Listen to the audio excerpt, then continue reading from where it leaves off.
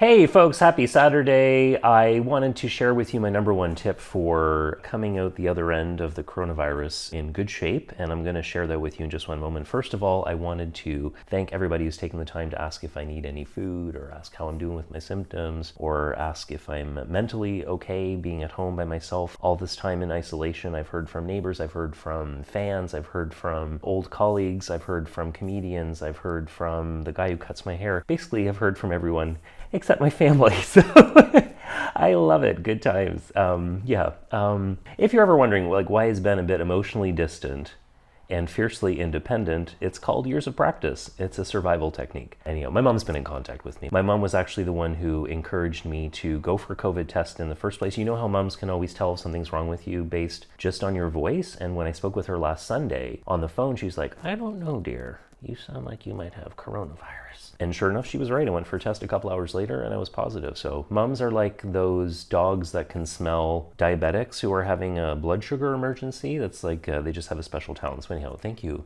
to my mom as well for her support. So what do I want to tell you about today? I want to tell you about this little German miracle called the Nasendusche. Okay, so if I have not talked about the Nasendusche before, that is a huge tragedy because this is a central element of life in Germany. If you've moved here and you don't have one, who are you? What are you doing with your life? So the Nasendusche, what you do, it's also called like a neti pot in some cultures, is you fill this with water and then you put something inside, often like salt or whatever.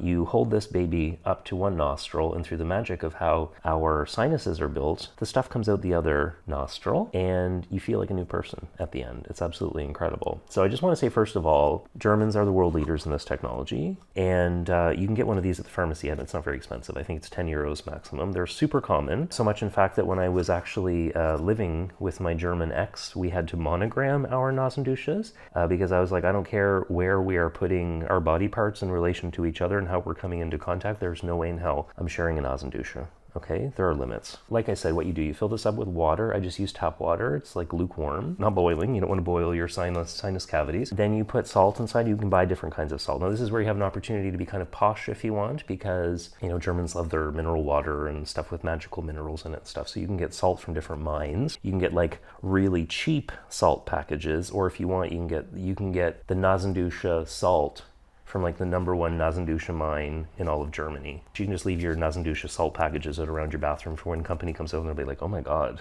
he uses that brand of Nasendusche salt. So you put it in, you cover the little hole in the top, shake it like a Polaroid picture for like a minute, and then you hold it up to your nose over the sink. Hold your mouth open, stuff comes out the other side, and it's an incredible experience. I don't want to share too many details. It's a little bit like when you make Easter eggs as a child and you punch a hole in each end of the egg and you blow, and then like the egg white and the egg yolk come out and they go like, sometimes that's what it feels like. What's coming out from inside your body, but you're like, that's some good shit right there.